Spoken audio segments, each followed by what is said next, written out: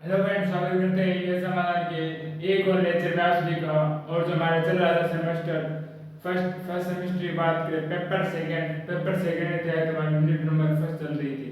आज हम जो चर्चा करने वाले हैं उसे चर्चा करेंगे ऊर्जा का चिंतन, या इसको बोलते हैं एनर्जी कंजर्वेशन कहते हैं। अब क्या होता है, प्रत्येक जब हम रासायनिक अभिक्रियाओं की बात करोगे उसके अंतर्गत जो ऊर्जा है उसका बहुत अधिक महत्व है। क्या होता है, ऊर्जा का बहुत अधिक महत्व है। आपको क्या पता है, आपको पता होगा कि जो क्रिया कारक होते हैं जो क्रिया कारक होते हैं वो किसमें बदलते हैं, उत्पाद में। क्रिया कारक किसमें बदलते हैं, क्रिया कारक बदलते हैं उत्पाद में बदलते हैं।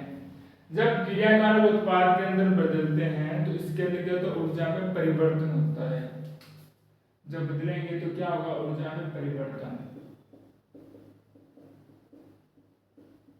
क्या होता है, ऊर्जा में परिवर्तन, जो किस पर निर्भर करता है, अभिक्रिया के वेग तथा उत्पाद की प्रकृति पर। जो निर्भर किस पर करेगा, निर्भर करेगा उत्पाद की प्रकृति व अभिक्रिया के वेग पर।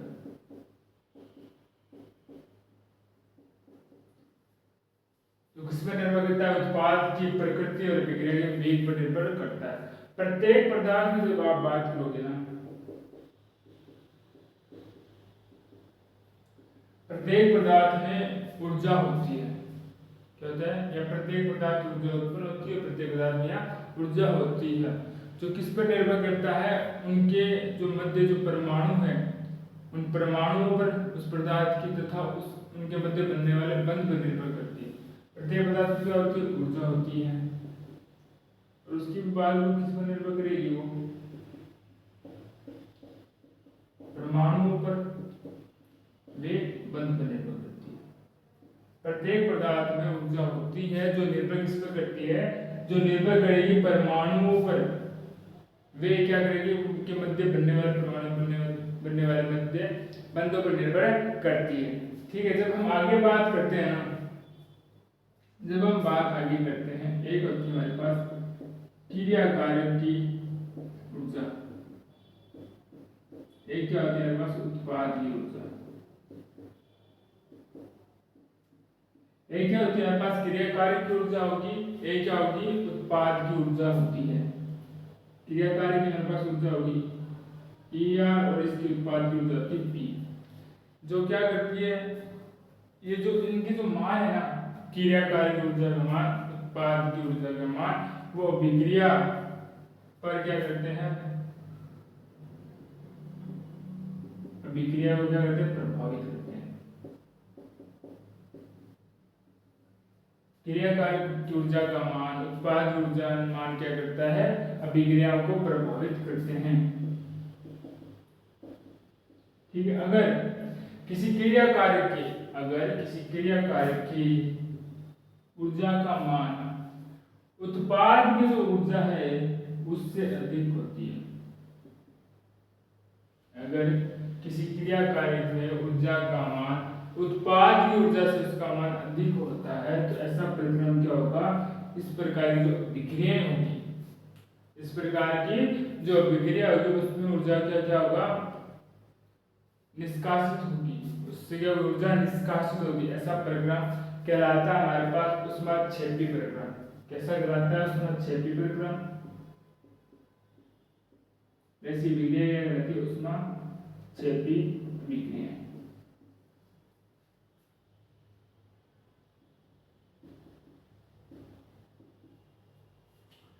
ठीक है, अगर इसका उल्टा हो जाए, तो अगर उत्पाद की ऊर्जा का मान अधिक हो जाए क्रिया कारक की ऊर्जा से, तो ऐसा प्रकरण के अंदर क्या होगा, ऊर्जा का अवशोषण होगा। क्या होगा, अवशोषण। इस प्रकार की जो प्रकरण है वो क्या कहलाता है, ऊष्माशोषी।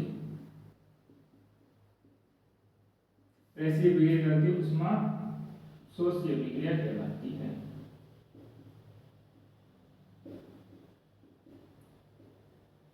ठीक है, इसके अंदर देखिए, जब आप स्थितिज ऊर्जा की बात करोगे, इसमें क्या क्रिया कारक की ऊर्जा क्या है, इसके अंदर का मान कम है, जबकि उत्पाद की ऊर्जा का मान इसके अंतर्गत अधिक है। ठीक है, तो इस प्रकार की प्रक्रम हमारे पास क्या कहलाता है, इस प्रकार का प्रक्रम हमारे पास ऊष्माक्षेपी प्रक्रम कहलाता है। जबकि इसके अंदर की क्रिया कार्य की जो ऊर्जा का मान क्या है वो कम है, जबकि उत्पाद की ऊर्जा का मान ज्यादा है। इस प्रकार प्रक्रम हमारे पास क्या कहता है, ऊष्माशोष्य प्रक्रम कहलाता है। अगर कोई भी विक्रिया है ना तो उसके अंतर्गत ऊष्माशोषी प्रक्रम हो रहा है, ना ही क्या हो रहा है ऊष्माक्षेपी प्रक्रम हो रहा है, दोनों का मान बराबर है। इस प्रकार की विक्रिया हमारे पास क्या कहलाती है, उत्क्रमणीय विक्रिया। इस प्रकार की विक्रिया हमारे पास क्या कहलाती है, उत्क्रमणीय विक्रिया कहलाती है, उत्क्रमणीय विक्रिया कहलाती है। ठीक है, देखिए अभिक्रिया अगर चाहे ऊष्माक्षेपी हो या ऊष्माशोषी हो, अभिक्रिया को प्रारंभ करने के लिए क्या होती है, न्यूनतम ऊर्जा देनी पड़ती है। क्या देनी पड़ती है, न्यूनतम ऊर्जा देनी पड़ती है। वो न्यूनतम ऊर्जा क्या कहलाती है, बस संक्रियक ऊर्जा कहलाती है। लिख लेते हैं, अभिक्रिया को प्रारंभ करने के लिए आपको क्या देनी पड़ती है, न्यूनतम ऊर्जा। क्या देनी पड़ती है, न्यूनतम ऊर्जा देनी पड़ेगी। वह ऊर्जा क्या कहलाती है, हमारे पास संकीर्ण ऊर्जा।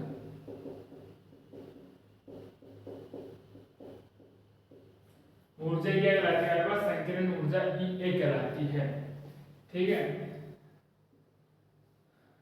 अब देखिए जब हम क्रियाकार से उत्पाद की जब आप बात करोगे, तब जब क्रियाकार को उत्पाद बनना होगा तो एक ऊर्जा का क्या होगा, अवरोध, अवरोध को पार कर वो क्या बनाएगी, उत्पाद बनाएगी। क्या करेगी, देखो क्रियाकार को क्या माना है, उत्पाद, तो किसे पार करना पड़ेगा, ऊर्जा के अवरोध को।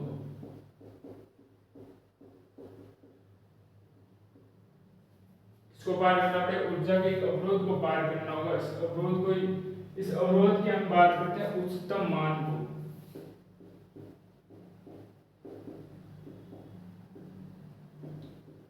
संक्रमण अवस्था, उच्चतम मान कह सकते हो या उसको बोलते हैं शिखर मान कह सकते हो। शिखर मान या क्या कह सकते हो, उसको संक्रमण अवस्था कह सकते हो। ठीक है, अब क्या होता है, प्रत्येक संक्रमण अवस्था के दौरान क्या होता है, मध्यवर्ती बनता है। क्या बनता है, मीडियल बनता है। जब उत्पाद से क्रियाकारक से हम क्या बनाते हैं, जब उत्पाद बनता है कि प्रत्येक दौरान क्या होता है, हमारे पास एक मध्यवर्ती मीडियल बनता है, बीच वाला हिस्सा बनता है। और प्रत्येक जो मध्यवर्ती है, अगर एक कहीं पर मध्यवर्ती होगा तो उसकी कितनी होने वाली, दो अवरोधक या दो संक्रमण अवस्थाएं होने वाली है। अगर क्रियाकारक से उत्पाद का निर्माण हो रहा है, अगर उसके मध्य एक मध्यवर्ती है तो इसमें संक्रमण अवस्था या अवरोध कितने होते हैं, दो प्राप्त होते हैं। अगर एक से अधिक है या दो कह सकते हो मध्यवर्ती है, तो उसके अंतर्गत संक्रमण अवस्थाएं या मध्यवर्ती में दो से अधिक प्राप्त होते हैं। ठीक है, अब देखिए जब हम आगे बात करते हैं इनके बारे में बात करेंगे ना, इनके देखिए जो क्रियाकारक है, जो उत्पाद है ना, क्रियाकारक जो उत्पाद के मध्य एंथैल्पी का अंतर है, क्रियाकारक वे उत्पाद के मध्य और क्रियाकारक उत्पाद की एंथैल्पी का अंतर क्या कहलाता है, विक्रिया एंथैल्पी डेल्टा H कहलाता है। क्या कहलाता है, डेल्टा H कहलाता है। अब हम बात करने वाले संक्रमण अवस्था तथा मध्यवर्ती या संकीर्ण ऊर्जा के मध्य अंतरों की बात करोगे। अवस्था और संकीर्ण ऊर्जा के मध्य अंतर की बात करें, संक्रमण अवस्था व संकीर्ण ऊर्जा के मध्य अंतर की बात करें।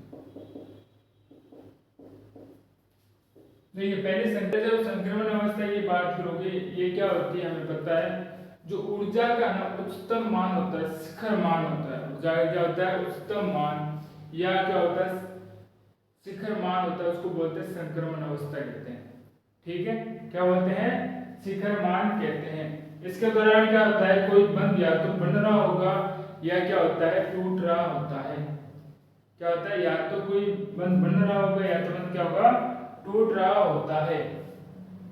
जबकि जब आप संकीर्ण ऊर्जा की बात करते हैं तो इसके दौरान क्या होता है, इसके अंतर्गत या तो कोई अणु होगा या क्या होता है, कोई आयन होगा। या तो कोई अणु हो सकता है या आयन हो सकता है, परंतु उस संक्रमण अवस्था की बात करोगे इसके दौरान या तो कोई बंध बन रहा होगा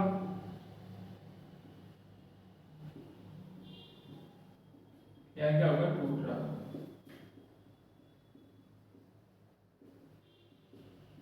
दूसरे की बात करो, संक्रमण अवस्था क्या होता है, क्षणिक अवस्था होती है, ठीक है, जिसको ना तो हम ज्ञात कर सकते हैं ना उसको प्राप्त कर सकते हैं। संक्रमण अवस्था क्या होती है,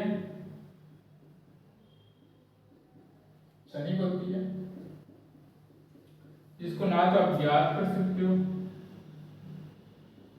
नहीं इसको क्या प्राप्त कर सकते हो।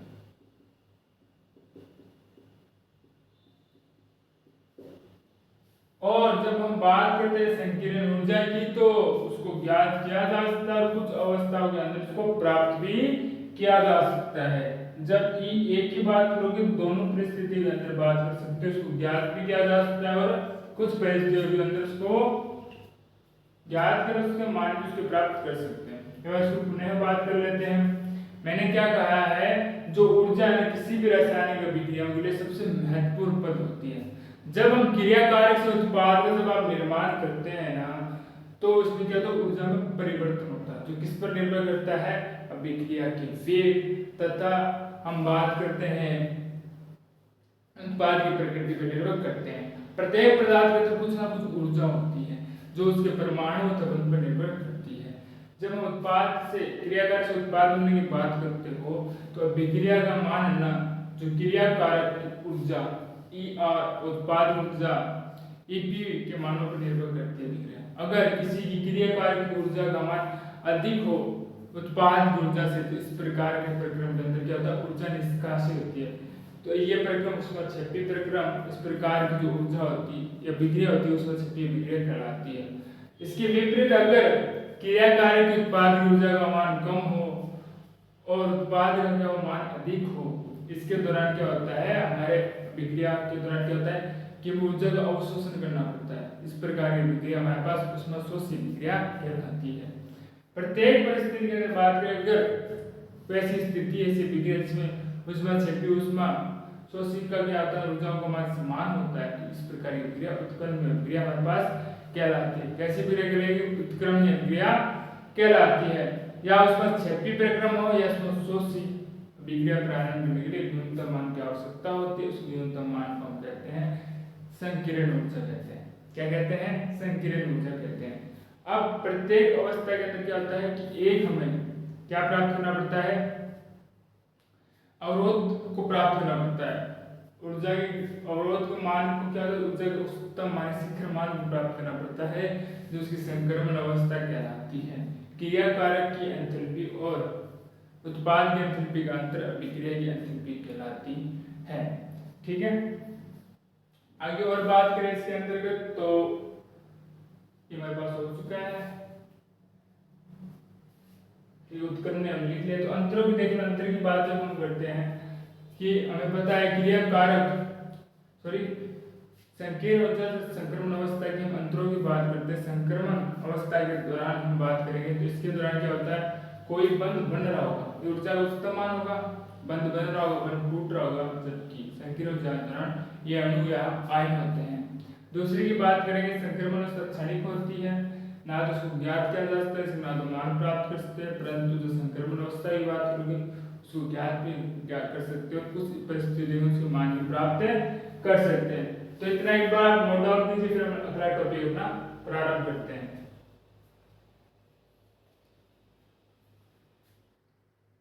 हम बात करने वाले बात करेंगे क्रियाशील मध्यवर्ती या रिएक्टिव इंटरमीडिएट्स की बात करने वाले, जिसके अंतर्गत हमने कार्ब धनायन कार्बन आयन में मुक्त मौलों को अच्छे से पढ़ लिया था। अब हमारा जो अगला टॉपिक है वो है कार्बन। कौन सा है, कार्बन। अगर आप कार्बन की जब बात करते हैं ना तो कई अभिक्रियाएं संपन्न होने के लिए कार्बन को क्या करती है, मध्यवर्ती रूप में प्रयोग करती है या उपयोग करती है इनका। कई अभिक्रियाएं खुद संपन्न होने के लिए किसका प्रयोग करते हैं, कार्बन का मध्यवर्ती रूप में प्रयोग करते हैं। इसकी आप बात करोगे, इसके अंदर ये 6 इलेक्ट्रॉन युक्त होता है, इलेक्ट्रॉन न्यून होगा स्पीशीज,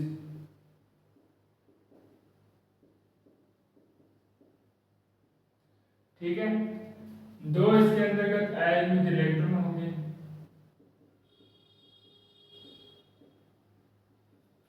क्या आने वाले हैं, 2 इसके अंतर्गत आयनिक इलेक्ट्रॉन होने वाले हैं, जिनके चक्रण की बात करोगे, अगर इनका चक्रण विपरीत होता है कुछ इस प्रकार से, तो वो क्या होंगे, सिंगलेट,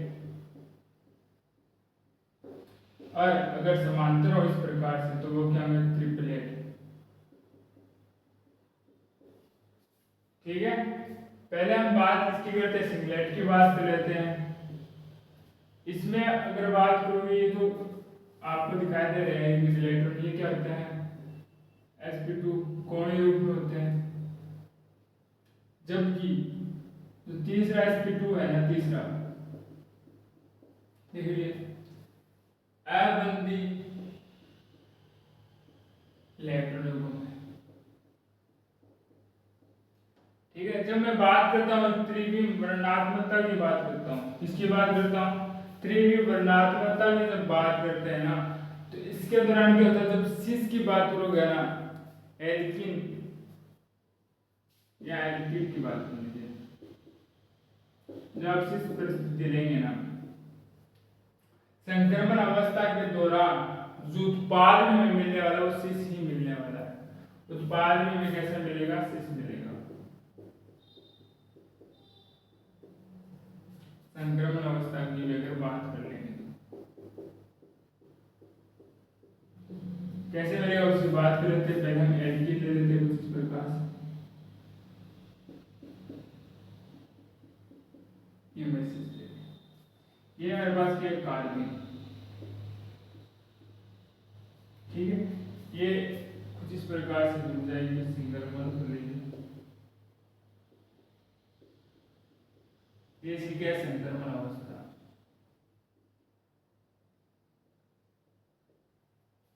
ठीक है। फिर इसको आगे और बात कर लेते हैं।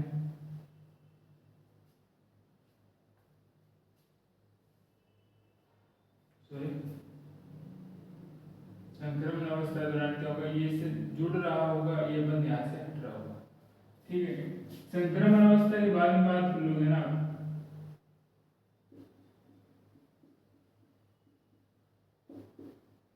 ये पुनः तो बंद हट जाएगा और ऐसे बंद हो जाएगा। इसका नाम क्या है, बस डाइएलेक्ट्रिक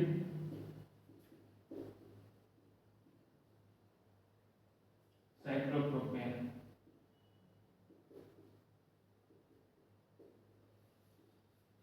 ये इसका क्या है हमारे पास, जब हम बात करते हैं ना एल्कीन की, इस एल्कीन का क्या है, ये इसका व्युत्पन्न बन गया, क्या बन गया, इसका व्युत्पन्न। जब हम ट्रिपलेट की बात करोगे ना, ट्रिपलेट के अंदर भी क्या होगा, एक होगा ना, तो दो जो बच्चे होंगे वो sp2 कोणीय होंगे, कोणीय संग्रहित होंगे, परंतु जो शेष बचा है ना, दो समांतर है, वो क्या होंगे, रेखीय रूप में, रेखीय होंगे, साथ में जहाँ ये sp2 था वो क्या होगा, sp होगा, रेखीय रूप में होते हैं, sp रूप में होते हैं, ठीक है। और जब इनके बात करोगे ना, वर्णात्मकता की बात करते हैं, तो किसी प्रकार की वर्णात्मकता नहीं दिखाते, त्रिविम वर्णात्मकता नहीं दर्शाते हैं, वर्णात्मकता ये नहीं दर्शाते हैं। जब आप सिस लेंगे तो आपको क्या मिलेगा, ट्रांस क्या मिश्रण प्राप्त होगा, क्या होता है, ट्रांस का मिश्रण प्राप्त होता है, देखते हैं।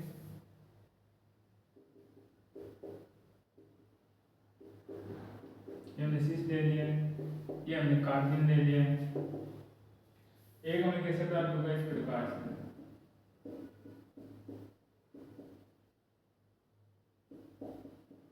इसका सी से। ठीक है, दूसरे की बात कर लोगे।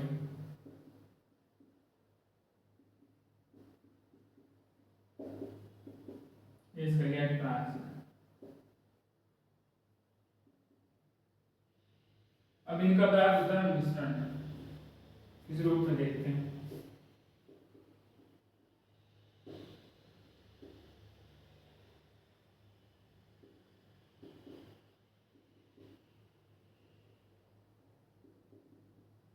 इस प्रकार इसका मिश्रण प्राप्त होता है। किसका प्राप्त होता है? हमें कार्बन का इस प्रकार से हमें मिश्रण प्राप्त होता है। इसके बाद जो हम बात करने वाले बात करेंगे कि हम कार्बन का निर्माण किस प्रकार से कर सकते हैं। अब देखिए, हम जो बात करने वाले हैं कि कार्बन का निर्माण किस प्रकार से होता है। पहले हम बात करते हैं डायजोनियम मेथड की। ये क्या होता है? इस प्रकार से होते हैं। जब आप इनका विघटन करेंगे ना, हमारे पास कार्बन का निर्माण हो जाता है। एक आता है अल्फा विलोपन। अल्फा विलोपन का मतलब हो गया, यहाँ से क्या चला जाएगा? H2O चला जाएगा, लेकिन क्या केवल बचेगा CCl4 बचता है। यहाँ से क्या निकल जाता है? H2O। फिर इसको आगे और देखते हैं। जब CCl4 की और बात करोगे, यहाँ पर CCl4 की बात करोगे, यहाँ पे क्या बचता है? CCl2 बच जाएगा और Cl यहाँ से न बचेगा। ठीक है, अब हम बात करते हैं कार्बन रिएक्शन किस प्रकार से करता है, उसकी बात कर लेते हैं।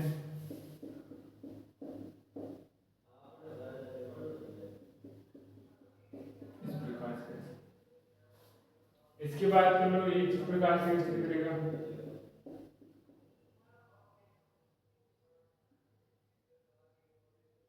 ये करता है कुछ इस प्रकार से।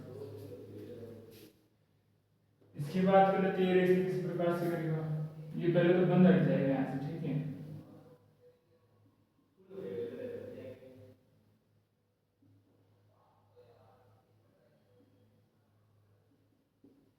फिर ये जाकर इस प्रकार से बन गया। इस प्रकार से क्या होता है? प्रोडक्ट बनाता है। अब संजातों का निर्माण किस प्रकार से होता है, उसकी बात कर लेते हैं। पहले इसके साथ ये ऐड होगा और H यहाँ से पहले हट जाएगा, और फिर जो X है वो कहाँ पर? अंत में लग जाएगा। क्या लग जाता है इसके अंदर? H अंत में लग जाएगा, संजातों का निर्माण करने वाला है।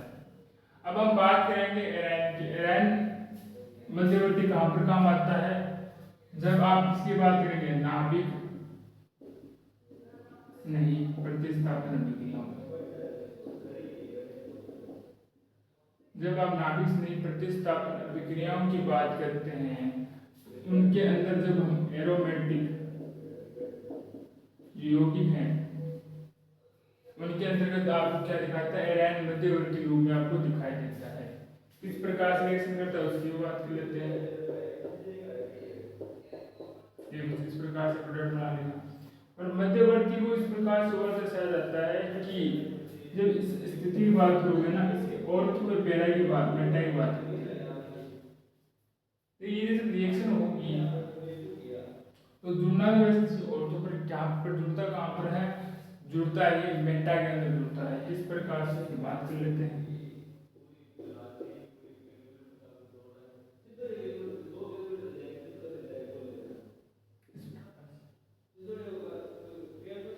इस प्रकार से क्या जुड़ता है? ये मेटा पर जुड़ता है। इसी क्रिया भी देख लेते हैं।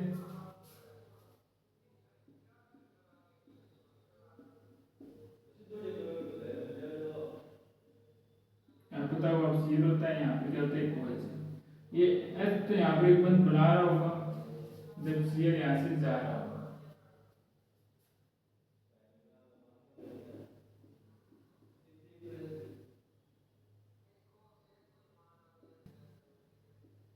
इस प्रकार से बनना है। अब इसमें एक होता है NH3, चलो मैं NH3 प्लस की बात करूँगा, इसमें भी होता है NH3। एक के अंतर्गत हम बात करोगे ना, इसके अंतर्गत कि एक के अंदर तो क्या होता है? यहाँ पर जगह बनती है, ये कुछ इस प्रकार से हो जाएगा। ठीक है, इस प्रकार से हो जाने के बाद इसको थोड़ा और आगे लिखोगे,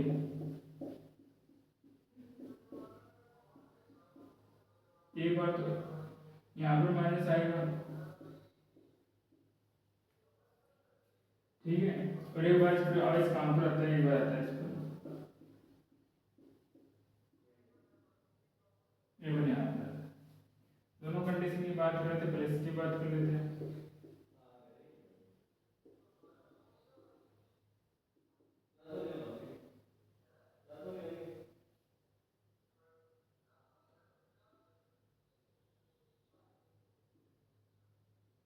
और एक में क्या होता है यहाँ पे, एक कम स्थायी होगा, एक होता है अधिक स्थायी। एक ऐसा होता है, ये होता है अधिक स्थायी होता है। आने वाले हम बात करेंगे एराइन की संरचना की बात करने वाले हैं। देखिए जब एराइन की हम संरचना की बात करते हैं ना इस प्रकार से, तो क्या होता है, इसके पास होते हैं दो sp2 संकरित कक्षक होते हैं। क्या होते हैं, दो sp2 संकरित कक्षक, जिनके पास क्या होगा, एक एक अयनित इलेक्ट्रॉन। ये अयनित इलेक्ट्रॉन मिलकर क्या बनाते हैं, एक पाई बंध। ये क्या बनाता है, ये एक पाई बंध बनाता है, जो पाई कक्षकों को क्या होता है, लंबवर्ती, ठीक है। यह कण डालता है, अनुनाद में भाग लेता है, ठीक है। और थोड़ी बहुत क्या करता है, थोड़ी बहुत क्या करता है, विकृति उत्पन्न करता है।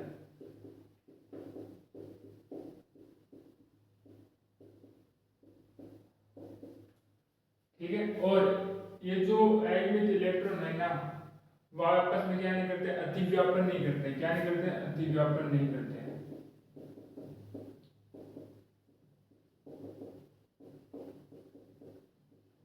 इस कारण जब अब एराइन या बेंजाइन की बात करोगे, ये क्या होते हैं, अधिक अस्थायी वे अधिक क्रियाशील होते हैं।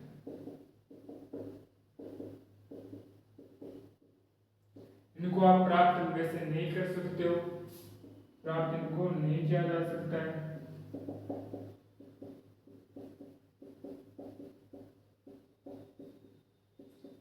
एक हमारे पास वैज्ञानिक आते हैं, डेल्स और हेल्गर के अभिक्रियाओं द्वारा इनको प्राप्त कर सकते हैं, जिसके अंदर डाइईनोफ्यूरिन लिया जाता है, और इनके द्वारा हम क्या कर सकते हैं, बेंजाइन को ट्रैप करके इनको प्राप्त कर सकते हैं। एक बार वापस सुन लीजिए। जो बेंजीन होता है, बेंजीन के दो निकटवर्ती जो कार्बन है, क्या होते हैं, दो निकटवर्ती sp2 संकरित कक्षक है ना, उनके पास एक एक अयनित इलेक्ट्रॉन होते हैं, जो एक दूसरे के अतिव्यापित नहीं होते हैं, और क्या बनाते हैं, पाई बंध बनाते हैं। ये पाई बंध क्या होता है, पाई का जो के लंबवर्ती होता है, ठीक है। अनुनाद में भाग लेता नहीं है, कोई भी थोड़ी बहुत विकृति उत्पन्न करता है, बेंजीन की वैसी संरचना को प्रभावित नहीं करता है, क्योंकि ये क्या नहीं होता है, अतिव्यापन नहीं करता है। साथ में क्या होता है, ये अस्थायी नहीं होगा बेंजाइन, साथ में क्रियाशील भी अधिक होता है, इसको प्राप्त नहीं किया जा सकता है। केवल ग्रेडियंट्स और जब हम एल्डिन के अभिक्रियाओं द्वारा इनको ट्रैप कर सकते हैं, पहचान सकते हैं इसको, जिसके द्वारा हम बाद में डाइईनोफ्यूरिन को प्राप्त करके हम क्या कर सकते हैं, बेंजाइन को ट्रैप कर सकते हैं। तो ये बात इतना आप नोट डाउन कर लीजिए। नाइट्रोजन की जब बात करते हैं ना, ये भी क्या होता है, कार्बन के समान क्या होता है, 6 इलेक्ट्रॉन युक्त होता है। नाइट्रोजन भी क्या होता है, कार्बन के समान क्या होता है, 6 इलेक्ट्रॉन युक्त होता है, ठीक है। और इसके अंदर भी पाए जाते हैं दो आयनित इलेक्ट्रॉन, ठीक है। इस कारण से क्या दो इलेक्ट्रॉन होंगे, एक तो क्या होगा, हमारे पास सिंगलेट होगा, एक क्या होता है, ट्रिपलेट होता है। सिंगलेट आपको पता है विपरीत चक्रण, इनका क्या होगा, समांतर चक्रण में होते हैं। ये क्या होते हैं, समांतर चक्रण में होते हैं। जब आप ट्रिपलेट की बात करोगे, इसकी बात करते हैं, ट्रिपलेट क्या होता है, निम्नतम ऊर्जा होता है, ऊर्जा में होगा, और इलेक्ट्रोफाइल अर्थात इलेक्ट्रॉन स्नेह की तरह व्यवहार करता है। का व्यवहार करता है, इलेक्ट्रॉन्स नहीं करता है, व्यवहार करता है। अब हम बात करते हैं पैतृक NH यौगिक का। हम हाइड्रोक्लोरिक अम्ल के विघटन से, ये रहा हमारे पास हाइड्रोक्लोरिक अम्ल के विघटन से क्या करेंगे, पैराबैंगनी जो किरणें हम ऊपर से क्या करेंगे, जब हाइड्रोक्लोरिक अम्ल का विघटन करते हैं तो हमें क्या प्राप्त होगा, पैतृक नाइट्रोजन प्राप्त होता है। किस रूप में, ठीक है। और चक्रीय योग में अंतर निवेश बिहेव करता है किसके समान, कार्बन के समान। कैसे करेगा देखते हैं। पहले हम देखते हैं अंतर्निवेश को, इसको देखोगे आप अंतर्निवेश को।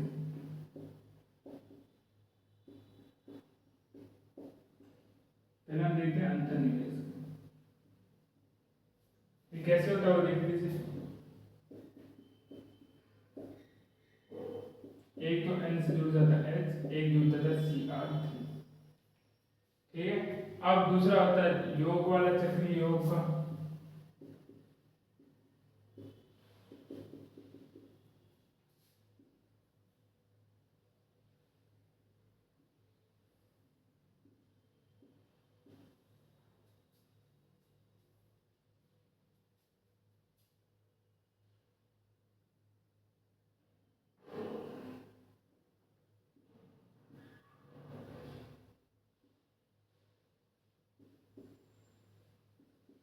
इस प्रकार से तीसरा इसके अंदर क्या चलता है, पुनर्विन्यास।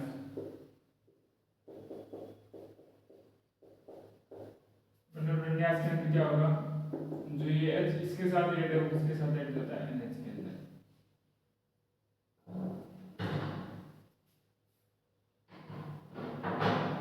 इसकी बात कर लेते हैं, इसका क्या था अपहरण, मतलब यहाँ पर जो R' आपको दिखाई दे रहा है वो बाहर निकल जाता है। और आखिरी अंतिम इसके अंदर द्विलीकरण। द्विलीकरण के अंदर क्या होता है, कुछ इस प्रकार से आपको बन जाता है RNH डबल बॉन्ड RNH।